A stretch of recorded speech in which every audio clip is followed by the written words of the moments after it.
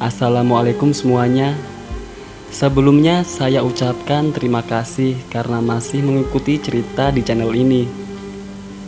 Dan untuk kawan-kawan yang belum subscribe ke channel ini, dukung saya ya dengan klik tombol subscribe dan klik tombol lonceng untuk bisa mendapatkan cerita gratis selanjutnya di channel ini. Oke, sebagai imbalannya, kali ini saya akan menceritakan cerita yang berjudul Di Mana Bumi Dibijak, di Situ Gaib Dijunjung. Bagian ke-12.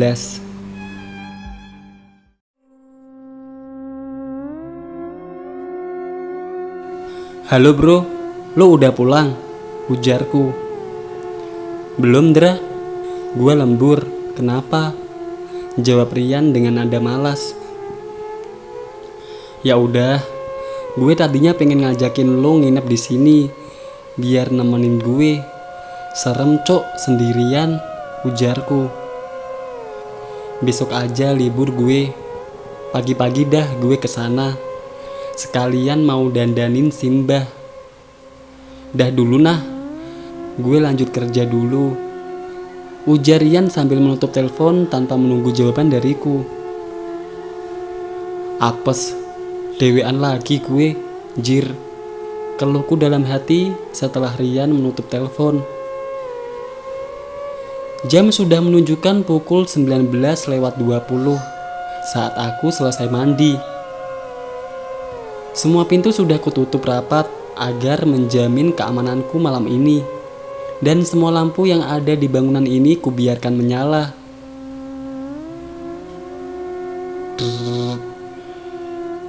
Handphoneku bergetar saat ada sebuah pesan masuk. Dan ternyata WhatsApp dari nomor yang belum kukenal.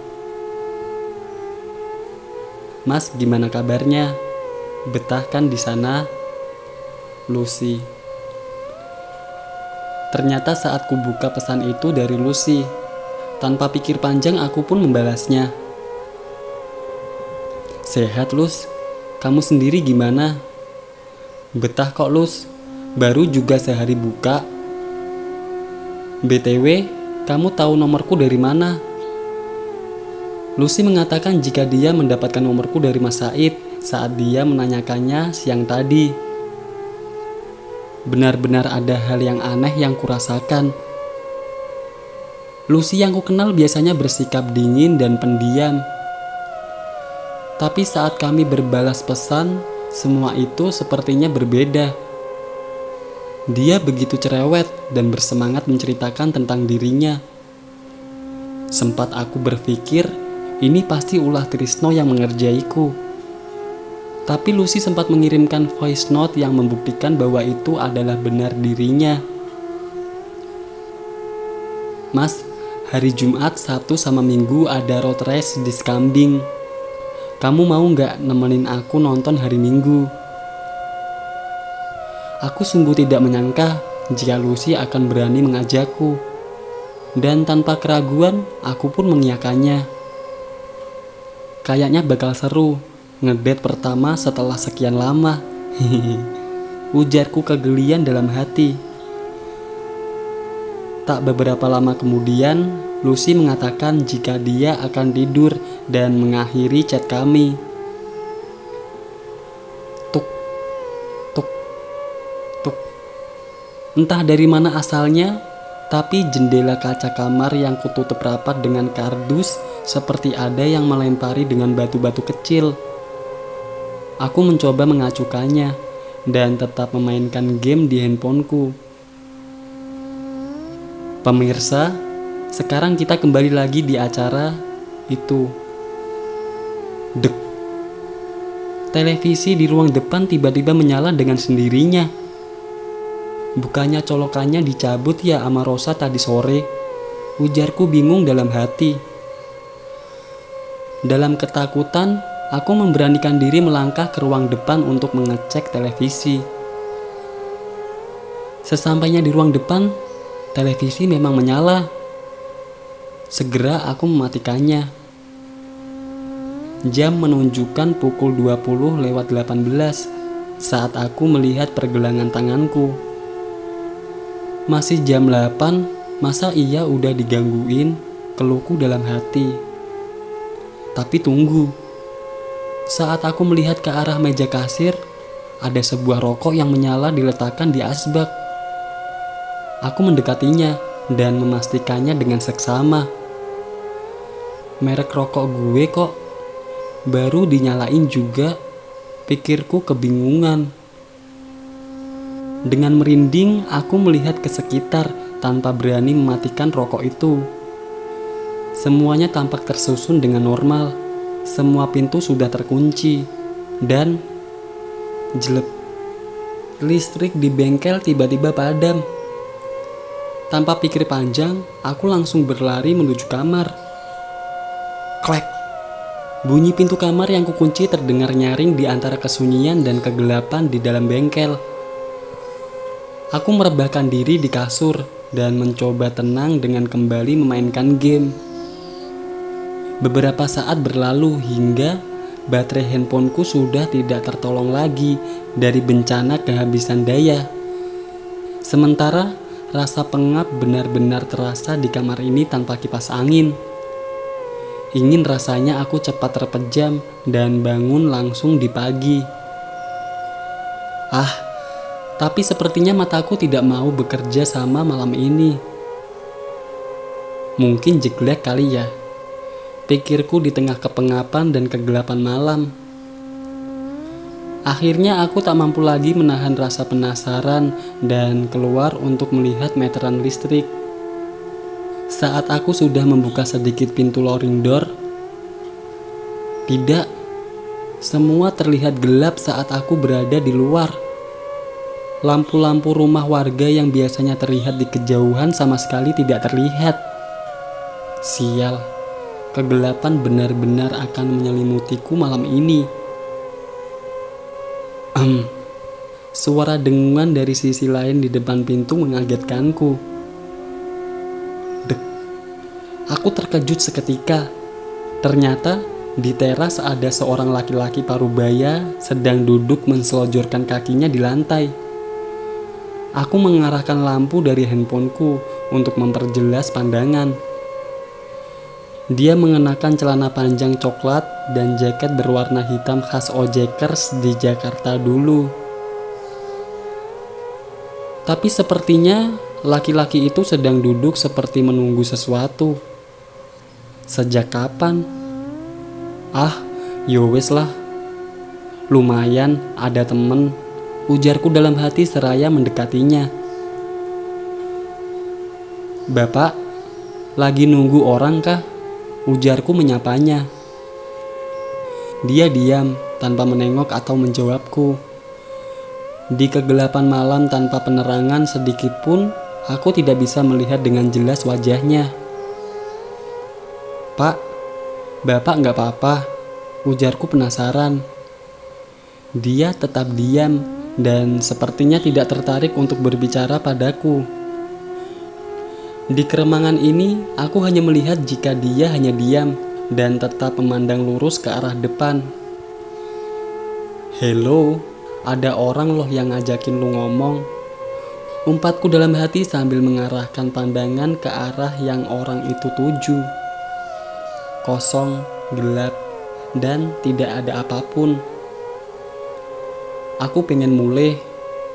Aku ingin pulang, ujarnya dengan nada bergetar setelah beberapa saat di tengah kesunyian dengan berbahasa Jawa.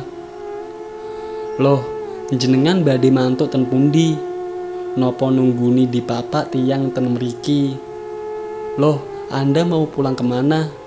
Apa menunggu dijemput seseorang di sini? Jawabku.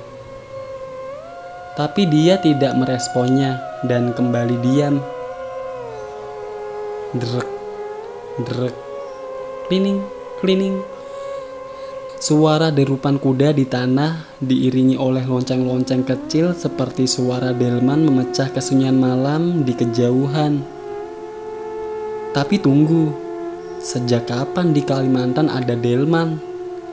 Bahkan aku juga tidak tahu jika ada kuda di sini. Pikirku dengan kebingungan. Suara itu semakin lama semakin mendekat dan mendekat hingga terasa seperti tepat berada di depan bengkel. Tapi aku sama sekali tidak melihat apapun di depanku. Dan bapak yang berada di sampingku pun tidak mengatakan apapun. Aku merasa jika telingaku mungkin kemasukan air. Tapi tidak. Suara ini terdengar begitu jelas. Drrrk, klining, klining. Dan suara itu akhirnya berhenti seperti tepat di depanku. Apa? Aku mulai dhisik le, suwon rokokmu. Aku pulang dulu nak, terima kasih rokokmu, ujar lelaki itu dengan lembut. Oh, enggih pak, samisa. Oh, iya pak, samasa. Ujarku dengan tubuh membeku sesaat setelah aku membalikkan badan dan menyodorkan tanganku padanya untuk bersalaman. Dia hilang entah kemana. Dan di depanku sekarang tidak ada satu orang pun atau hanya bekasnya. Rasa merinding seketika menjalar ke seluruh tubuhku hingga aku kemudian berlari masuk ke dalam bengkel dan mengunci pintu loading door. Sejenak aku mengatur nafasku dengan tangan yang masih menopang berat tubuhku di pintu. Bentar. Tadi itu bapak bilang rokok.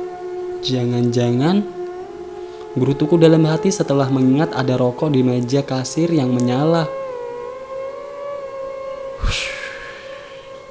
Semilir angin tiba-tiba berhembus di tengkukku. Ya Allah, apalagi ini nah? Gerutuku dalam hati sambil menahan tubuhku yang sedikit bergetar.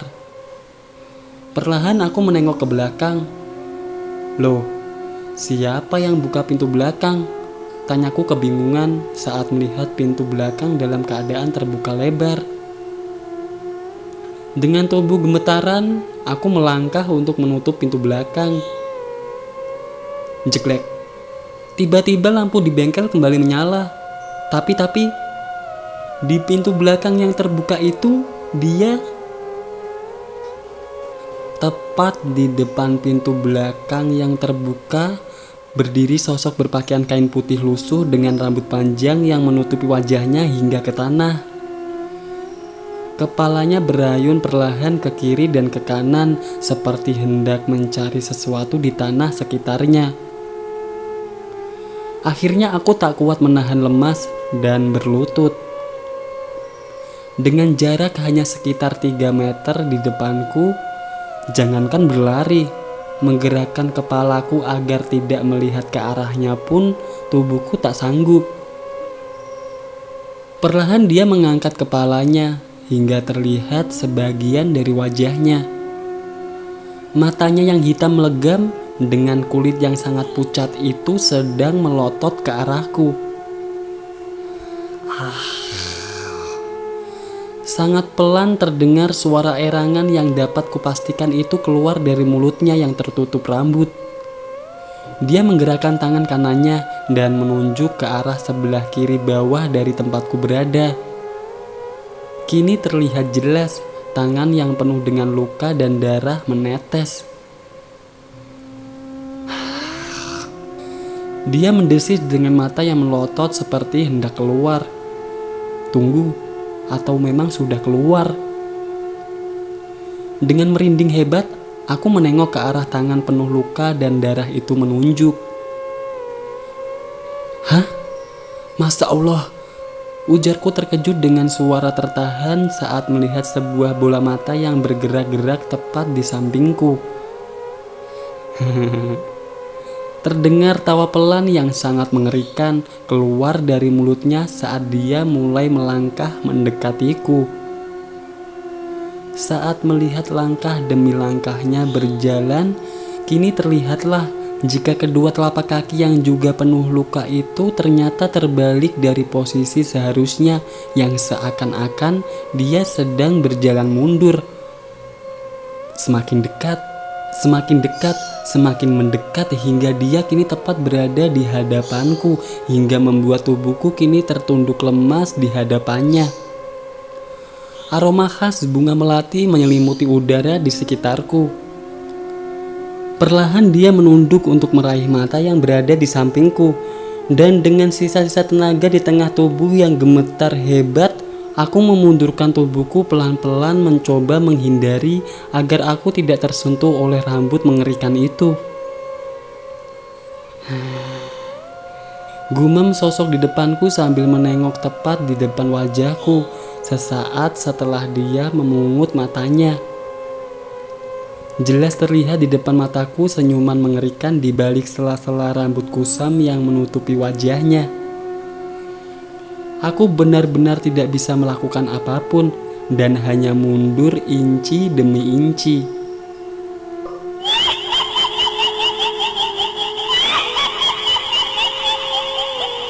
Seketika tawanya terdengar sangat nyaring saat dia mulai melebarkan tangannya di lantai dan merangkak ke arah pintu dengan cepat. Keluar jauh dan semakin jauh hilang di kegelapan malam di antara pohon-pohon rindang di belakang bengkel. Aku sudah benar-benar tak mampu lagi menopang tubuhku dan akhirnya tergeletak di lantai. Aku mengatur nafasku yang ngos-ngosan dan keringat yang mengalir deras di sekujur tubuhku. "Apaan itu barusan?" ujarku dalam hati sambil memandangi langit-langit bengkel. Perlahan mataku semakin berat hingga akhirnya terpejam. "Tolong jangan dulu, pintu belum gua tutup, jangan," keluhku pada diriku sendiri yang terluka lemas di lantai. Aku terkejut dan terbangun karena dingin dari lantai yang menusuk tubuhku. Suasana sepi dan gelap masih menemaniku. "Masih jam 2, gumamku saat melihat jam tanganku. Aku mengatur nafas dan mengumpulkan sisa-sisa tenaga dengan memandang langit-langit. Masih terngiang dengan jelas kengerian yang terjadi sebelum ini.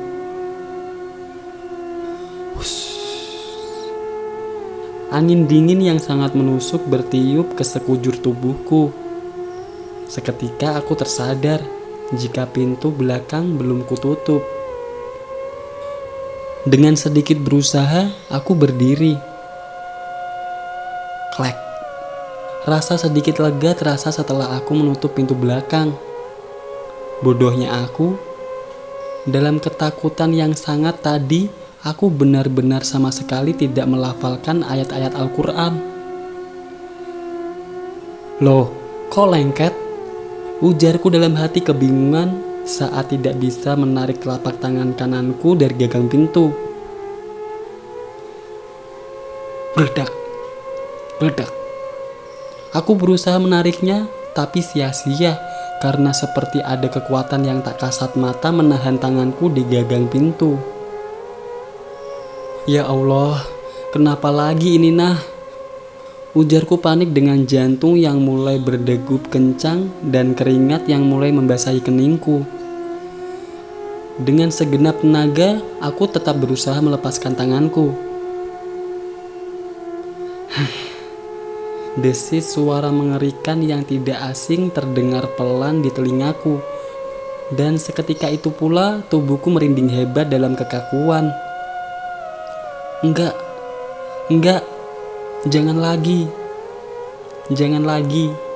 ujarku dalam hati sambil menutup mata rapat-rapat. Tiba-tiba tengkukku terasa sangat berat, semakin berat dan berat, hingga akhirnya aku jatuh tertunduk di lantai dengan tangan yang masih tertahan di gagang pintu. Remang-remang aku melihat di sudut meja kasir, seorang gadis kecil berdiri berpakaian putih dengan wajah yang gelap. Atau memang dia tidak memiliki wajah? Aku tak mampu lagi menahannya. Gelap dan semakin gelap.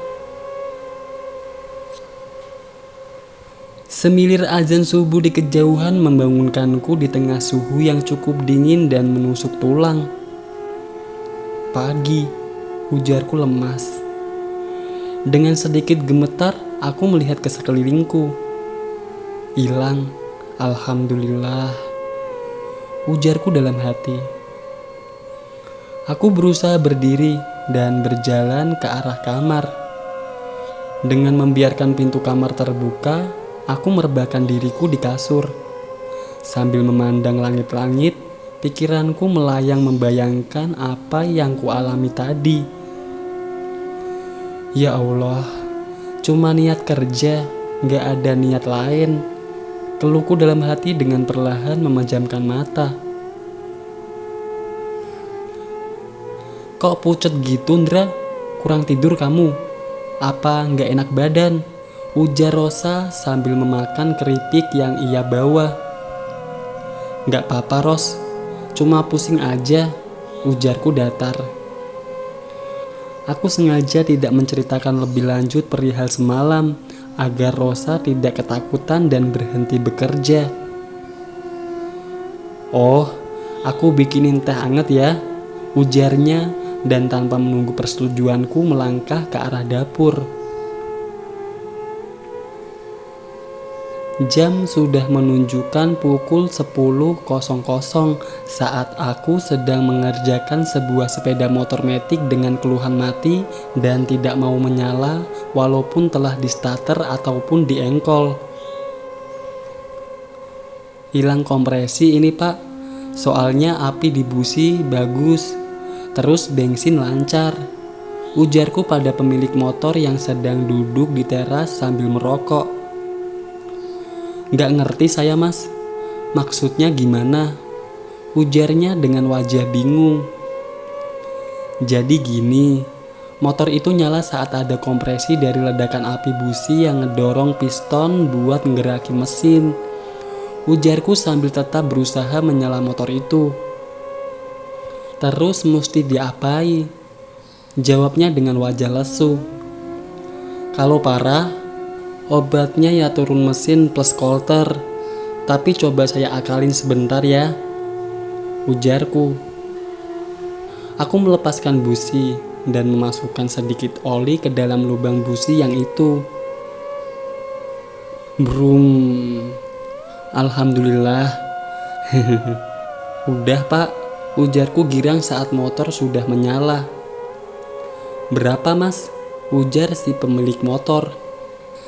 10.000 aja Pak, ujarku sambil menerima uang darinya. Aku memberikan uang itu pada Rosa yang sedang sibuk dengan handphonenya. Ramendra, ujar suara yang kukenal dari arah depan bengkel. Ternyata Rian benar-benar datang beserta dengan Simbah. Weh, datang juga lu Nyong. Jam berapa dari sono? Ujarku sambil menghampirinya. Jam 7:30 tadi. Mampir sarapan di tenda biru bentar.